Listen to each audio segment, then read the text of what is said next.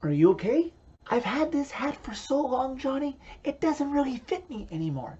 Do the Preds have a trucker's hat that I can buy? I need to get myself a Preds trucker's hat to show my support. Well, it's been a while since we've had a meltdown after a Preds loss, so I guess we're due, huh?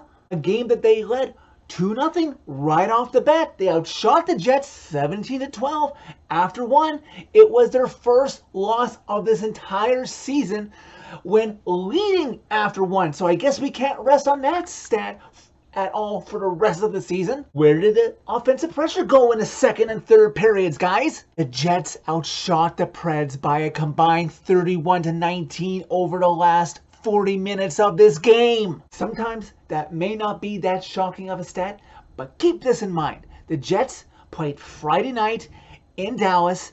They went to overtime, lost, then had to travel up to Nashville, and yes, it's in the same time zone, but they didn't get to their hotel room until 2 o'clock local time, and then the Preds perform and get absolutely no points Saturday night against a tired Jets team?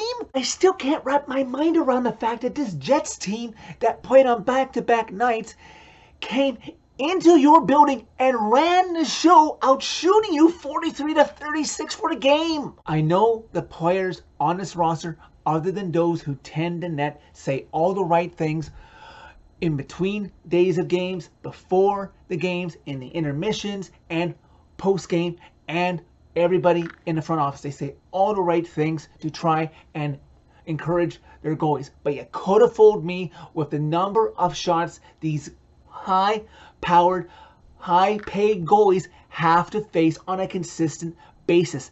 Actually show me something by helping these goalies face lower shot totals. Rene didn't deserve this, and now Saros doesn't deserve to be facing this now. Either play Rittich more often than you have been, or call up Ingram from Milwaukee, because there is no way this season, or if this pattern continues to next season or the season after, that Saros can keep this up. And it's no knock against him. No goalie can or should have to. And don't let me leave out team physicality. This team, yes, takes the most penalties in the league. That wouldn't be a problem if it wasn't for the fact that they're always stick fouls. Take body fouls. Intimidate your opponent that way. Do not take chintzy stick fouls that you're forcing the refs to call. You were 1 for 3 on the power play, and that would have been okay if it wasn't for the fact that you let the Jets go 3 for 8 on their power play chances. A performance like that, I usually don't encourage this in my Preds fan reaction videos for the 3 seasons I've made thus far, but tonight I will make an exception. For the better part of the second period, and for overall pretty much the third period, this team should have been booed off the ice tonight. Fan bases overall can respect losses if they can tell you're working your butts off, and perhaps on a night basis now and then you just get beaten by a slightly better team.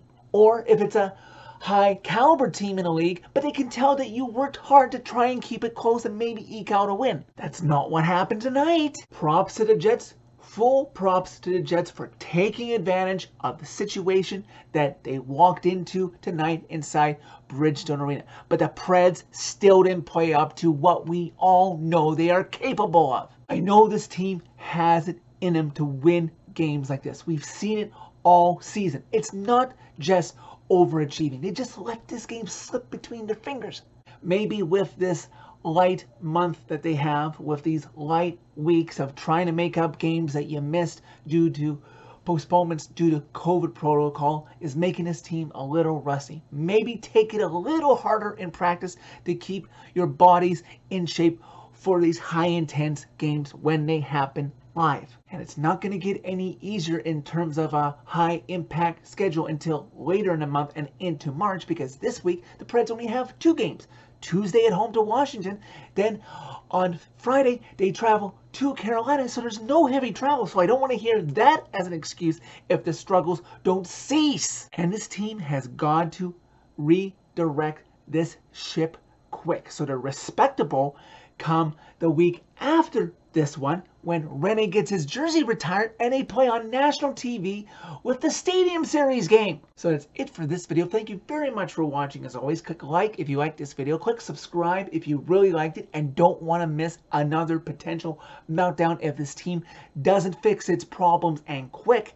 You can find my social media by clicking on the channel name. Tell all your friends about Predemption. There's still time to course correct, Preds. Fix it now.